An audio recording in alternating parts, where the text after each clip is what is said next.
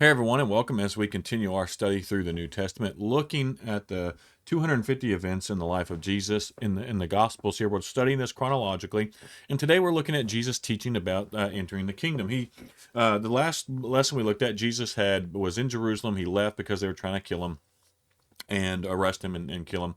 And so he's back to where John the Baptist was baptizing people in that area. And so in Luke, we're gonna transition to one of his teaching about entering the kingdom of heaven. And he teaches about this a couple times, but we're gonna look at Luke's specific instructions here on this today, or teachings or writings on this today. And so what we have here, this comes from Luke 13:22 through 20, and I'll go through this one with us. It says, Jesus went through the towns and villages, teaching as he went, always pressing on towards Jerusalem. And it says, someone asked him, Lord, will only a few be saved? And so he looked at him, he said, work hard to enter the narrow door to God's kingdom, for many will try to enter, but will fail. We're going to look at this, on what this means by working hard. When the master of the house has locked the door, it will be too late. You will stand outside knocking and pleading, Lord, open the door for us. But he will reply, I don't know you or where you came from. Then you will say, but we ate and drank with you and taught in your streets or in our streets. And he will reply, I tell you, I don't know you or where you came from. Get away from me, all you who do evil. There will be weeping and gnashing of teeth, for you will see Abraham, Isaac, Jacob, and all the prophets in the kingdom of God, but you will be thrown out. And people will come from all over the world, from east and west, north and south, to take their places in the kingdom of God. And note this, some who seem the least important now will be the greatest then, and some who are the greatest now will be the least important then. I love that verse. It's the it's taking what we expect in the world and what we see there and flipping it on its head. And so we need to make sure we look at this, who the most important is going to be, the lowest, right? I'm gonna come back and look at that in a little bit. So this is the second time we see here that Luke reminds us that Jesus was intentionally continuing to go toward Jerusalem, to his death. Jesus knew he was going to die, right? He knew he was going to die there, but he continued preaching to the large crowds, going to, this was the plan all along. And the prospect of his death didn't deter him from his mission. Now, it did, man, it did scare him. It did, I say scare him. There was a lot of stress. Let me put it that way. It was definitely not some. Oh well, look at me. I'm going to. We're going to see that it was a very stressful thing. It was something that he was truly concerned about, and we're going to see this on the last day before his death, where he bleeds and sweats drop. Sorry, he sweat drops of blood, and so the one thing we see here, he talks about this in verse 24, he says, work hard to enter the kingdom, right? Now, we have to understand what this means, right? When he says, finding salvation, it requires a concerted effort that's more than just that we're, willing to, that most people are willing to put forth. And obviously here, we can't save ourselves. Right? There's no amount of work that we can do to save ourselves. We work hard to enter the narrow gate through earnestly desiring to know Jesus and striving to follow him at whatever cost. All right, so when we're working to follow Jesus, it's not, oh, we're working hard to earn our salvation. It's we're working hard to be like Jesus and follow him and be who he was. And that's what's, staying in line with Jesus. That is hard work. It's not, oh, I'm doing all these good things over here. Because I did these good things, Jesus is going to let me into heaven. That's a lot of times we get that messed up. A lot of people will be like, oh, I have to do all these things. And if I do all these things, then I get to go to heaven. No, we got to follow Jesus. And because you're a follower of Jesus, and because you've put your faith in Jesus and you've committed to him, then you're going to do these things.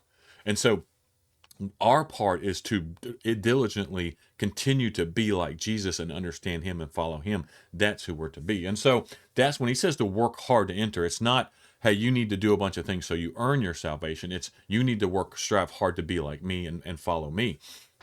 And so the people here were eager to know who would be in God's kingdom. They were wanting to know. And Jesus explained that although many people knew something about God, only a few have acknowledged their sins and accepted his forgiveness. And so the thing that he finishes with on here is that we may not necessarily see the people we expect to see in the kingdom of God. Right? And that's the thing, the outlier here is, sometimes we we think, oh, well, look at all these people. Or honestly, in some cases, it's like we're part of this group over here, and we're the only ones who are going to be in heaven, or are going to be in heaven or go to heaven. And I'm going to be able to tell you, right, you are going to be shocked. Hopefully, we all, all of us who are listening to this, that hopefully you're following Jesus. I think you're going to be shocked at who's in heaven, right? Because we have this preconceived idea that it's going to be, oh, well, this person here, or these people who followed or were like me, and Jesus is saying no, because he finishes that last verse with, look, those who think those who seem least important now are going to be the greatest in the kingdom of God. And those who think they're the greatest are going to be the least. Now, it doesn't say that they're not going to make it, but I wonder, but he also talks about in here about people saying, look, hey, let us in. We preached, we preached you in the streets. And it's like, we ate and drank with you, right? And we did all these things, and it's like, nope, get away, get away. I don't know who you are. I don't know you. And so we've got to be very careful with our Christianity and who we follow, and make sure we're not following some religion that's been construed, and that we're actually following Jesus, and we're not trying to follow a bunch of rules and follow a bunch of these things, like these little check boxes that we think is going to get us in heaven. Excuse my cat in the background. I'm not going to restart this video. So I hope y'all enjoy that. But we're just going to keep trucking along this. So, but we have to acknowledge who Jesus is and follow Jesus, and not some man-made religion or some man-made version of Christianity that we think that we have to do to earn our way to heaven. Right?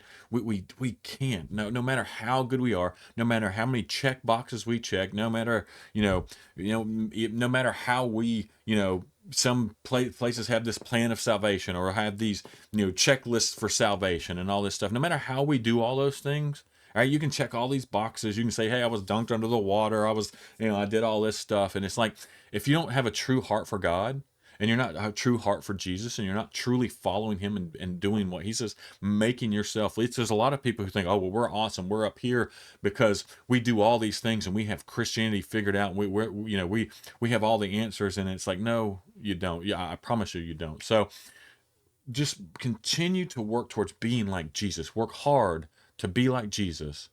And that's what gets you into heaven, following him, not doing all these things, not being in a building, not giving a bunch of money, not all this stuff. It's treating people well, being like Jesus, imaging him, and that's what gets you into heaven, right? His salvation, following up under him, is what gets you into heaven, not anything we do. And we need to make sure that we understand that and focus on that. As always, I appreciate everyone for watching.